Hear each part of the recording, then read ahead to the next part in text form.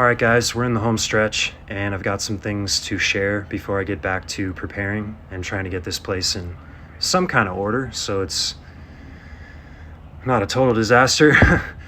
But God's been putting on my heart a few things, some as encouragement for those of us who are waiting, who know that our time is now, and also some things for the left behind, including and especially those who are going to be left behind by surprise. I wouldn't be doing my duty before God if I didn't bring this up. And I keep trying to escape it because I don't want there to be controversy or things like that, but it's the truth. Let me begin by saying that I completely forgot that 2 summers ago, I think it was July of 2023, I had back-to-back dreams on 2 nights that I slept in a row, full nights, which I wasn't sleeping at the time. I haven't slept properly for the past 3.5 years. My own personal great tribulation. I know some of the reasons why it happened, and I also can see how God's using it, but it's the situation I'm in is an impossible one now, to where if the rapture doesn't happen, which I know it's going to, but I'm being hypothetical here to explain the story to you. I believe fully it's going to happen. He's told us. I recognize his still small voice. He's finally, when I thought he was gone, he came back, and now he's speaking and tying everything together in my entire life with a bow. Like, there's no denying it. I don't care what anybody else says. I know it. I wouldn't have known it even a month ago, for sure, about even my relationship with him, but I do now. And it's for all of these many reasons that I'm sharing bits and pieces as they come to mind and as I think they'll edify you. But at a time when I thought I was going to die, never sleep again, it's like I was preparing for that. He gave me sleep 2 nights in a row, which never has happened like that again, or even since this started. I don't think I've slept 2 nights in a row, a full 8 or 9 hours since that time, or before, starting at the end of 2022. So this was a big deal. And in the first dream, I was in heaven, I think, or paradise. I woke up and there was this kid next to me. We were in a sanctuary, sitting in these comfy chairs, but we were like all sleeping, like the battered, exhausted orphans, you know? And we were scattered around the room. Most of the chairs were empty, most of the seats, and there were just other random kids around. And as we kind of woke up and realized we were in a new place, we thought, wow, this place is really nice. And then we went outside, and it was like beautiful oceanside with a huge cliffs, and it was just beautiful animals and green lush hills, and it was just beautiful. And we could fly. So we were moving around. It was amazing. But then the next night, and I was actually there too. That's the difference between all the other dreams and vision. The one vision I ever had is that they were all darker, showing me a future that I guess I wasn't going to be a part of. I didn't realize that at the time, based on, because I was looking at those from up above. But this one I was actually in, doing it. So I thought, wow, God, that's amazing. I hope that's you giving me hope again, reviving my faith by showing me. I think he has to deal with me a lot harder because of maybe who I am and where I come from, I guess.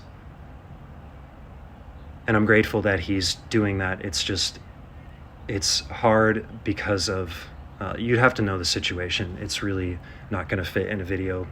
Trust me. But for him to do this and then the next night to give me like the opposite, but so the first night I was seeing where I was, and the next night I was seeing what was going on down here.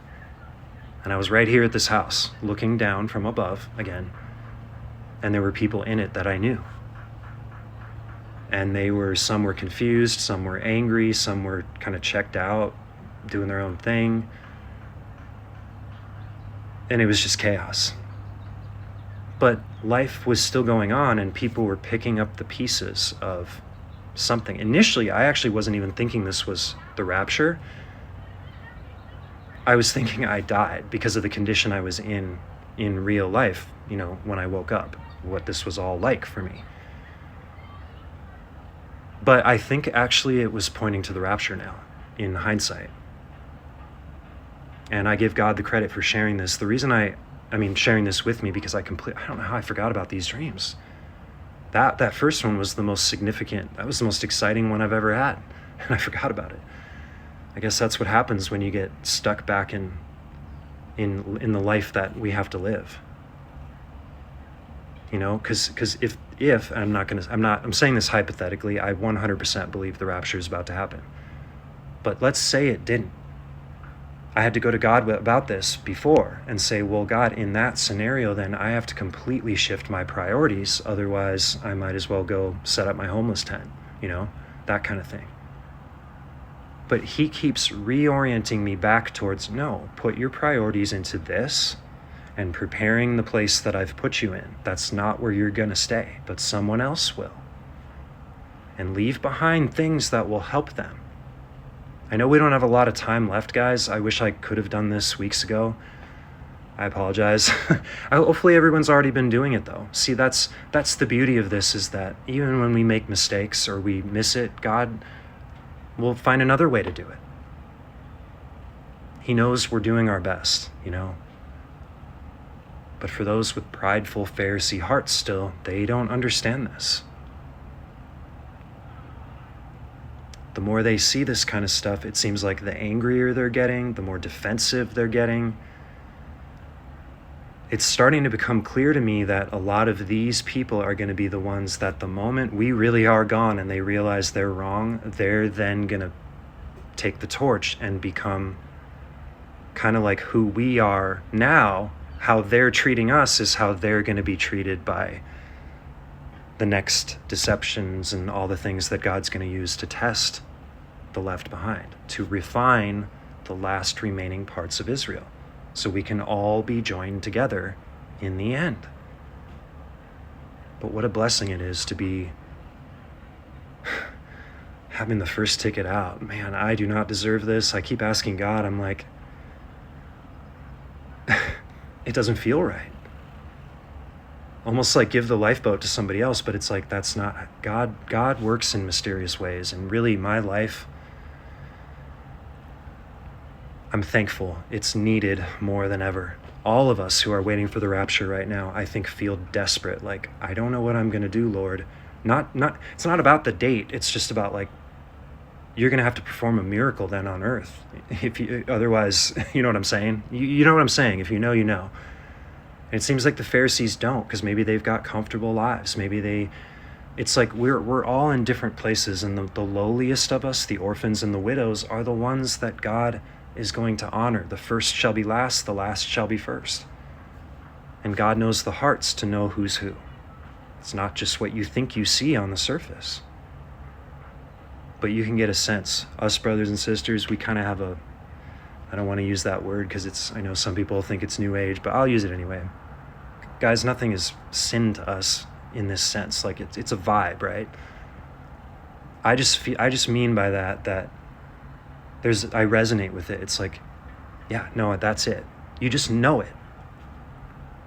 And it's the same thing with all these testimonies and confirmations for a lot of us. We're watching all our brothers and sisters around the world pop up out of nowhere, like people we never would have seen or heard from, because now it's our time to shine for the first time in the final moments. And how beautiful to have that little, we don't even have to do it for very long. Some of us, like, I don't know.